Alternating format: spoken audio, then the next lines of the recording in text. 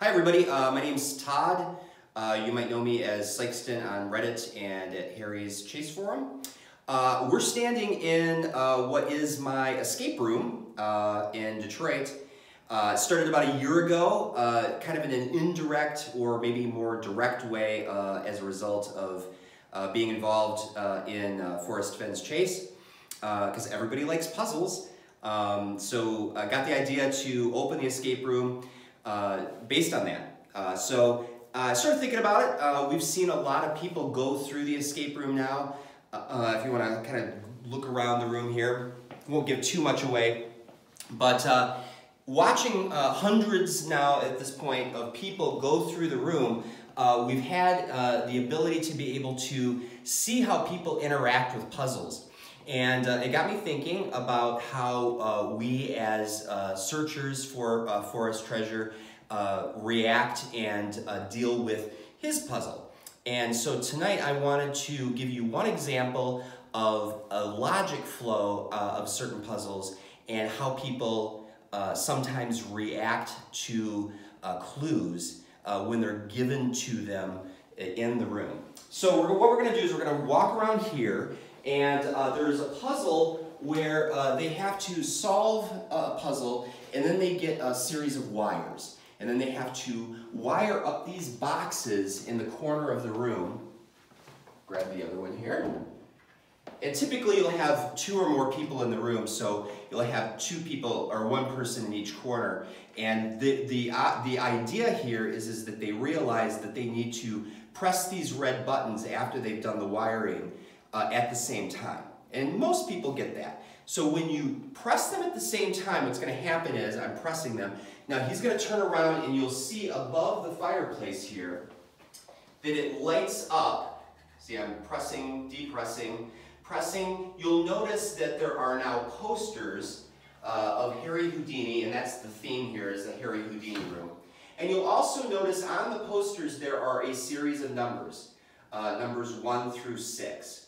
So one poster has 1, 3, 5, the other poster has 2, 4, 6. So now as you look around the room, you'll notice over in front of me here, there is a large poster on the wall, the same poster that is displayed above. So there's the tinier posters, and then the same poster on the wall, larger version. So now we get to the issue. Logic would dictate that they would realize that the tinier versions of that poster are replicated here as a larger version of the poster in the room. So a lot of times players will make that connection and they'll say, oh, this is the same poster that was lighted up above the fireplace. And there were numbers on those posters, and then they start realizing that those numbers were on certain people's faces within the poster. So then they start saying, what do I do? And eventually they realize that they need to touch each of the faces in order to unlock another puzzle, solve another puzzle to move forward in the room. Sometimes though, something completely different occurs. What that is that they see the numbers on the tiny posters, but they don't make the connection about the larger poster. So what ends up happening is that they see the numbers, but they're blind to the posters. So they get the numbers, they say, oh, 1, 3, 5, 2, 4, 6, what does that mean? And this is what ends up happening. A lot of times, what they'll do is they'll go over to the phone dial here, and they say, oh, it must be a phone number. And then they start attempting to dial the phone.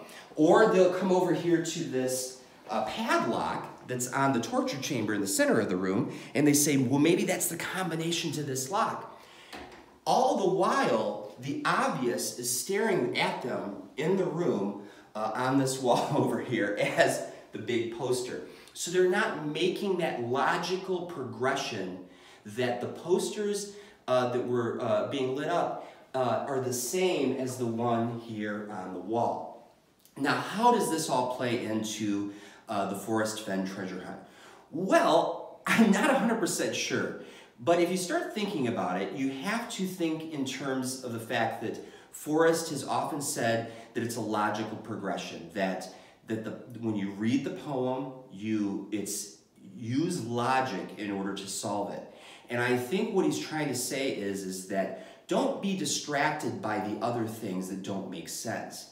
And I think that's what happens to a lot of us, including myself, where you say, okay, this goes to this because that works in my solution, so I'm going to somehow shoehorn in a solution that works for me, but it might not be that logical. I think the bottom line is that the poem, which is going to sound crazy, might be much simpler than a lot of us are making it out to be. Maybe when you say, for example, warm waters halt, take it in the canyon down, maybe there's not much more to that. Maybe it is something that's warm waters, and obviously we all have our own ideas on what that is, and you take that into a literal canyon.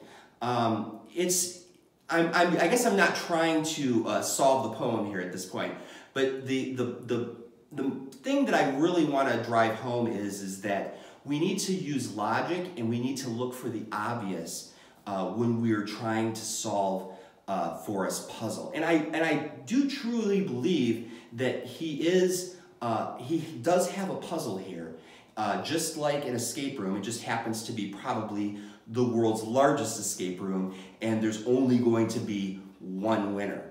So that's what I have to say for tonight. Welcome to my escape room. Hopefully in the future, I'll talk about more things as it relates to Forrest and his treasure hunt.